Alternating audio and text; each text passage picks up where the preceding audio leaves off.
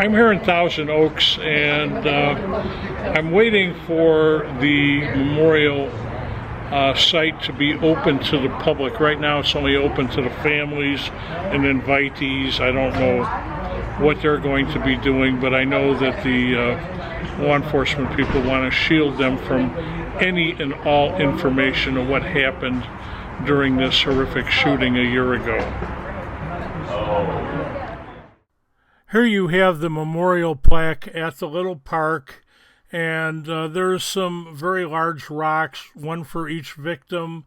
In the pool there's a fountain, one for each victim. This was a large event with a lot of speakers, and I'm really going to spare you all those things and take you to what really matters.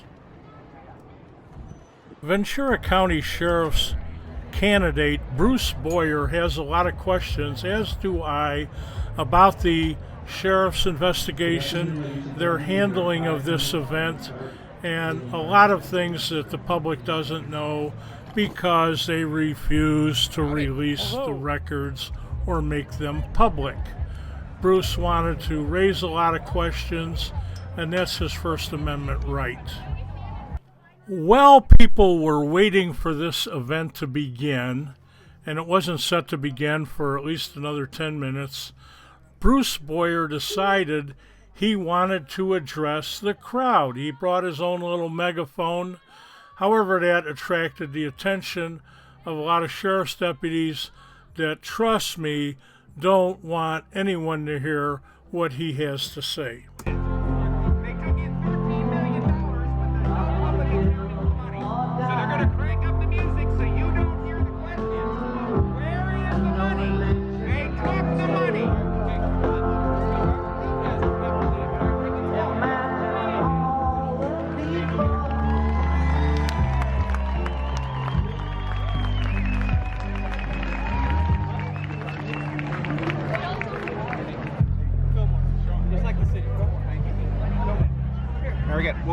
Well, as you can see, the cops quickly hustled sheriff's candidate Bruce Boyer and his little megaphone away, and they kind of pushed him around a little bit. They didn't handcuff him, but they dragged him, and they forced him to walk well over a mile, and then they brought him apparently into the police station. They did not book him in jail, but instead they decided to issue him a citation for interrupting a public event that apparently hadn't begun yet. So we're going to see where that thing winds up in court. There you have it, the treatment of a man that just had some questions to ask regarding the funding and the police investigation and all those other matters that we're apparently not going to find out about, not in this lifetime, if the sheriff of Ventura County has anything to say about that. There are a lot of questions about how Helis was allowed to lay on the floor and die for 20 minutes before police had the courage to come in and discover that he was down and not responsive. Questions also remain about the 10 or so off-duty cops. Some of them were armed, maybe some were not, but none of them bothered to take on the gunman to try to deal with him. And the sad truth is that the cops got out of the building faster than the poor victims that were gunned down.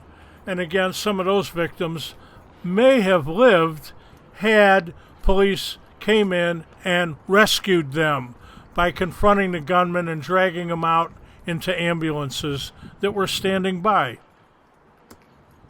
Another horrible factor that must be examined and looked at is a total lack of emergency exits. Why did these kids have to break out large plate glass windows and it would lead them to a little ledge and then jump down no less than 15 feet on top of the broken glass, and many of them sustained ghastly injuries?